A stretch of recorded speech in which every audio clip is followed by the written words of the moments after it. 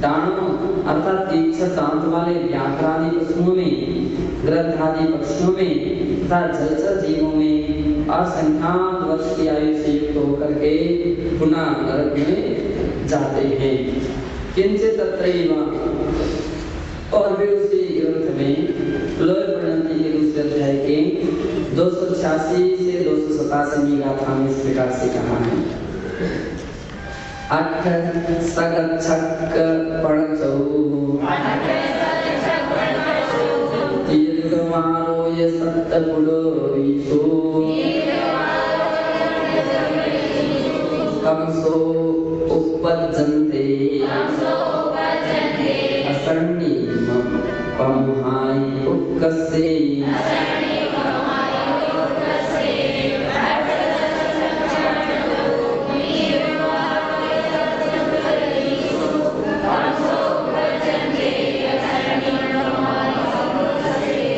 उपर्युक्त 7 पृथ्वियों में क्रम से वे असंगी आदिक जीव उत्कृष्ट रूप से 8, 7, 6, 5, 4, 3 और 2 ही उत्पन्न होते हैं।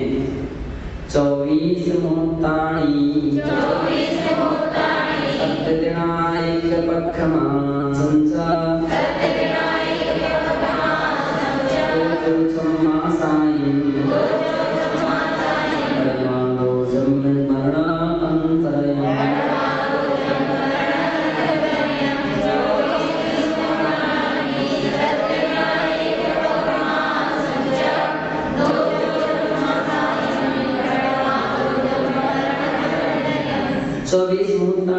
क्रम से लेना कि पहले ग्रंथ में 24 मुहूर्त, दूसरे में 7 दिन, तीसरे में 1 पक्ष, चौथे में 5वें में 6ठे में और 7वें में।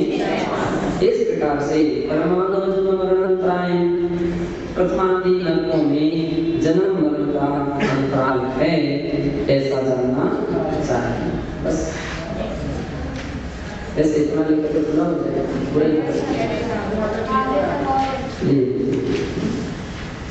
देवताओ अपि जीवो मृत्युअनंतरम देवगतो एव नागच्छति। देवगति का जीव मर करके निरंतर देवगति में नहीं जा सकता। सोपि अन्यगतो परिभ्रमेव पुनर्देवगतो समागतम प्रभवन्ति। वह भी अन्यगति में भ्रमण करके ही पुनः देवगति में आ सकता है। देवं स्वयं कृत्वा त्र्यंशो मनुष्येषु वा जन्म लभते। देव से च्युत होकर के त्र्यंश अथवा मनुष्यों में जन्म लेता है। कल्पवासिना कल्पातीतस्य केचित् अन्य जन्मनि मनुष्य गतिं प्राप्य मुक्ता से भवन्ति। और कल्पवासी तथा कल्पातीत जो केचित् अन्य जन्मनि वे कोई जीव अन्य जन्म यानी मनुष्य गति को प्राप्त करके मुक्ता से भवन्ति, मुक्त भी हो जाते हैं। ऐसा त्रिलोक प्रणति भी 8वें अध्याय की 675 से 676 तथा 680 से 684 गाथा में कहा है। सहस्रार सर्गादुपरि देवा ते मनुष्य जन्म लभन्ते। सहस्रार से ऊपर के जो देव हैं वे मनुष्य ही जन्म प्राप्त करते हैं, है ना। वहाँ के नियम से मनुष्य होते हैं। ऐसा मूलाचार की 1180 गाथा में कहा। एवं देवगतो जगन्यादुपराधो बद्ध्वा क्रमेण एकैक समयाधिक्येन यत् उत्कृष्टायु परिसमाप्यते तदेक त्रिंशत् सागरोपमित मात्रमेव ग्राह्यं नाधिकम्। इसी प्रकार से देवगति की जगन्यायु आदि बद्ध्वा उसको आयु को बांध करके एक एक समयाधिक्येन एक एक समय अधिक परिसमाप्यते, जो उत्कृष्ट आयु की परिसमाप्ति या एक सागर खुलासा कर दिया, जो एक 33 सागर प्रमाण है उतना ही ग्रहण करना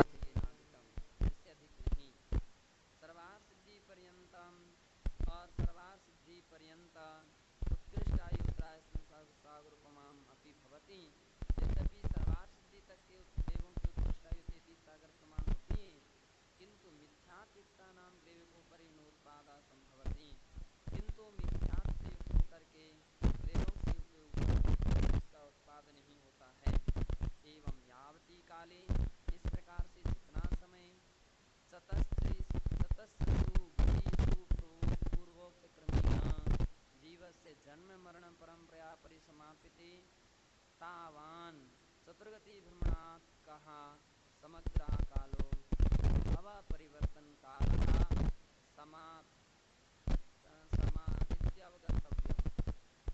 और कह रहे हैं कि इस प्रकार से जितना काल चारों गतियों में पूर्वोक्त क्रम से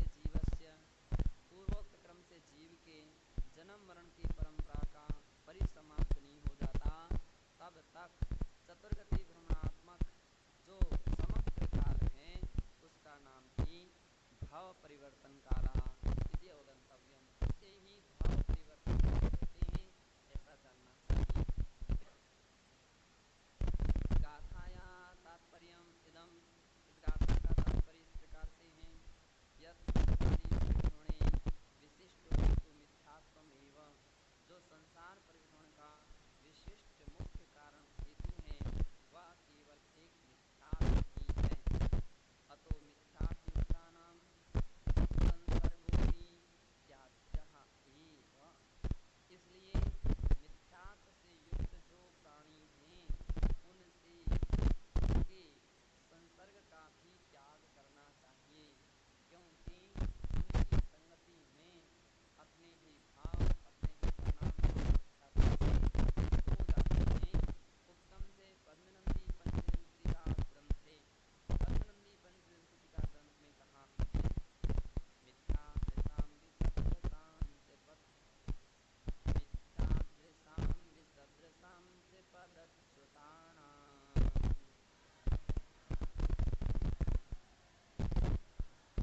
मायाविनां व्यसनिनां च खलात्मनां च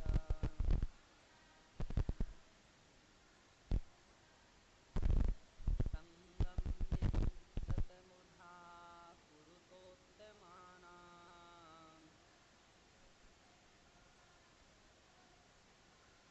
गन्तुं मतिर्यदि समुन्नतिमार्ग एव।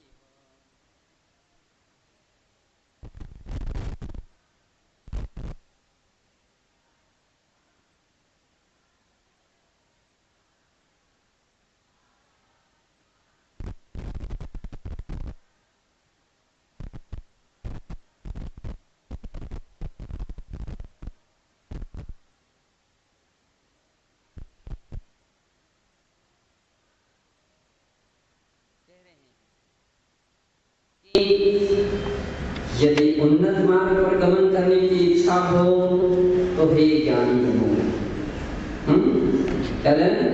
उत्तमानां गन्तुं मतिर्यदि बुधा, उत्तम मार्ग में गमन करने की यदि तुम्हारी मति हो, तुम उत्तम मार्ग पर चलना चाहते हो, अच्छे मार्ग पर चलना चाहते हो, हाँ हे बुद्धिमान हो, हे ज्ञानियों, क्या मिथ्या क्या करें, मिथ्या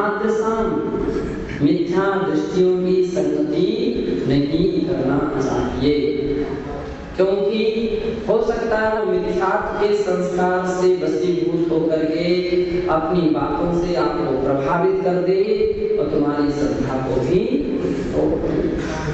ऐसे कि कुछ लोग ऐसे रहते हैं जो स्वयं भटके हैं और दूसरों को भी भटका देते। आप हुए आपने तो जिसकी स्वयं की श्रद्धा दिग्भ्रमित हुई है, जो स्वयं दिग्भ्रमित हो रहा है, जिसकी स्वयं की दृढ़ता दृढ़ नहीं है, ऐसी संगति से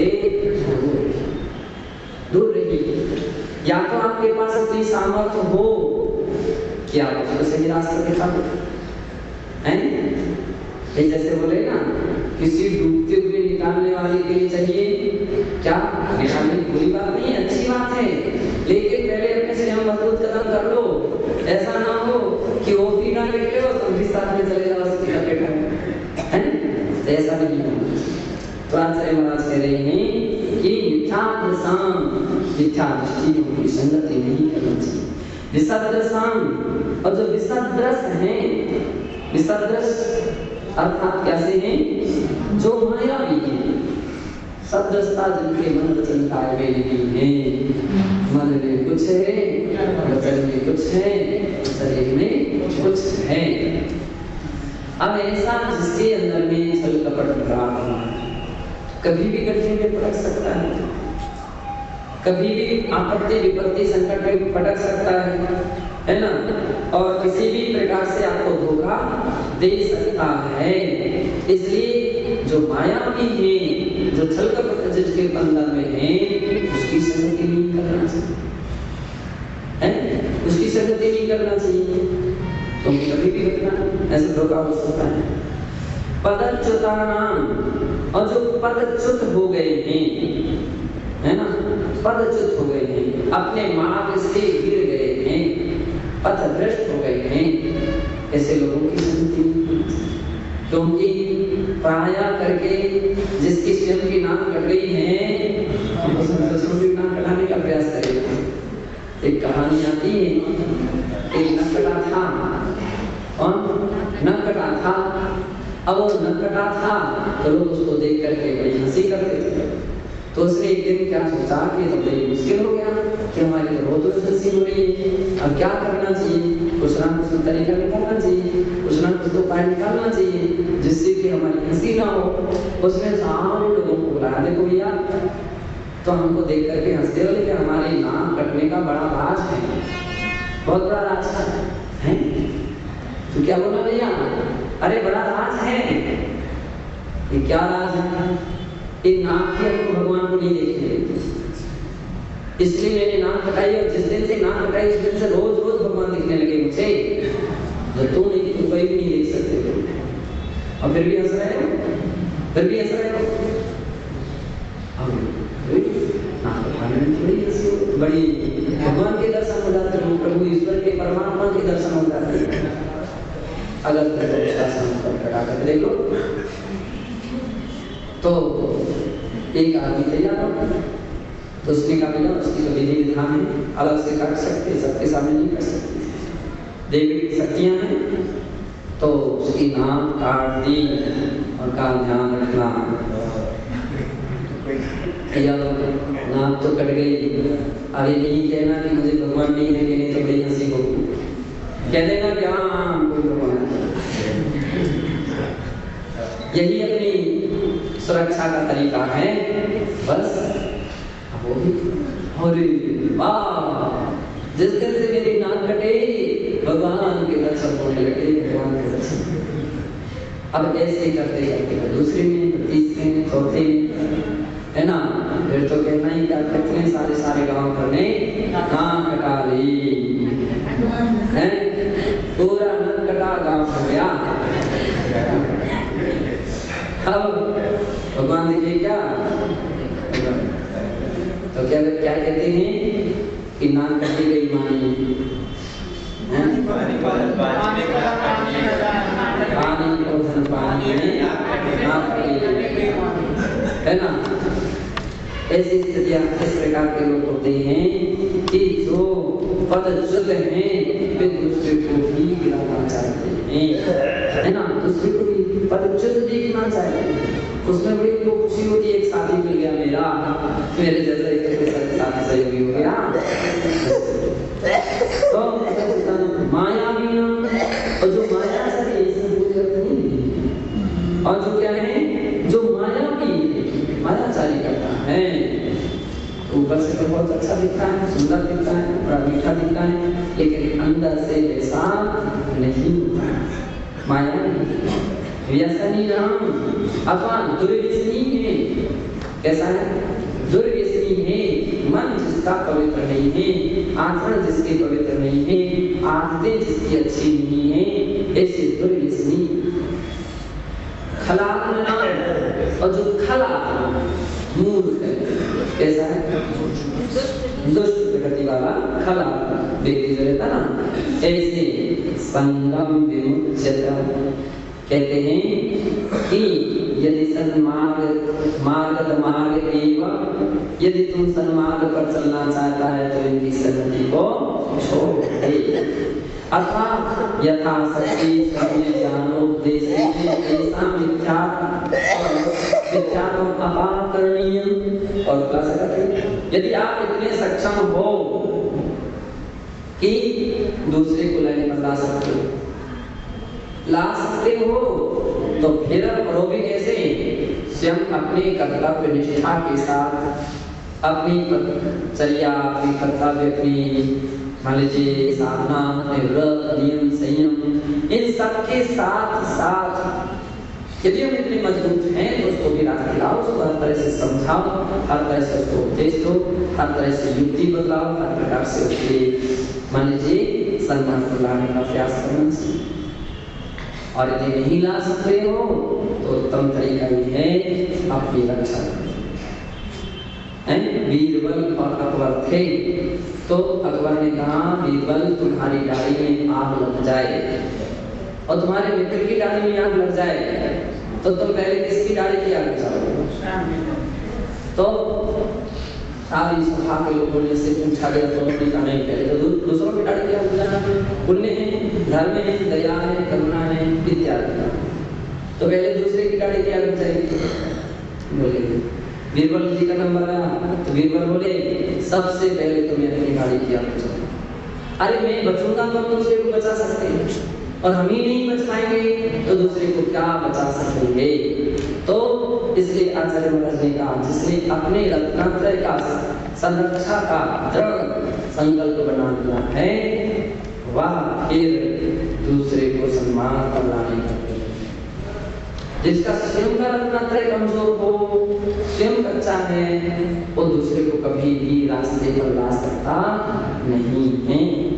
तो कह रहे हैं कि सम्यक ज्ञान उपदेश यथाशक्ति सम्यक ज्ञान के उद्देश्य के द्वारा उसके मिथ्यात्व का अपकर्षण करना चाहिए, अकरणीय, उसको निराकरण करना चाहिए।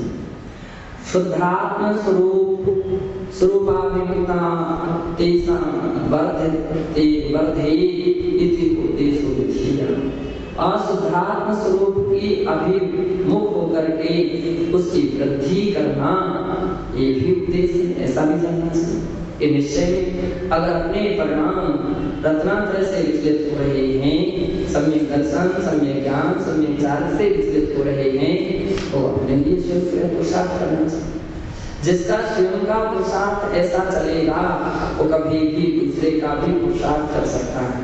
जिसका स्वयं का नहीं चलेगा वो दूसरे का क्या कर सकता है? जो स्वयं को ही नहीं संभाल पाया वो दूसरे को कभी नहीं संभाल सकता। तथा स्वकीय संसार परिपूर्णस्य अवसानं भवेत् इति एतत् अर्थं रत्नत्रयाराधना सम्यक् अनुष्ठेया। इस प्रकार से स्वकीय संसार परिभ्रमणस्य अवसान, इस प्रकार से अपने संसार भ्रमण के अवसान भवेत्, अवसान हो, इति एतदर्थम, इसलिए इस प्रयोजन से रत्नत्रय आराधना सम्यक अनुष्ठेया, रत्नत्रय की आराधना का सम्यक अनुष्ठान करना चाहिए। निश्चय रत्नत्रय साधनायां प्रगति स्यात् इति एतदर्थं संसार विरक्ति वर्धक संसार अनुप्रेक्षा उपयोगिनी भवति इति। निश्चय रत्नात्रय साधनायां प्रगति, और निश्चय रत्नात्रय की साधना में प्रगति करता हुआ स्यात् यदि हो रही है तो अर्थम संसार विरक्ति वर्धक, इस प्रकार इसलिए संसार से विरक्ति को बढ़ाने वाली संसारानुप्रेक्षा उपयोगी भवति विक्रियम, इसलिए संसारानुप्रेक्षा उपयोगी होती केवल राम देखो वहाँ दुखी दुख है, ये दुखी दुख से तो ठीक है, अब उन दुखों से छूटने का तरीका क्या है, तो उस तरीके को भी सोचना चाहिए, तभी संसारोपेक्षा जो है उपयोगी होगी। ऐसा यहाँ अब समझना चाहिए। आगे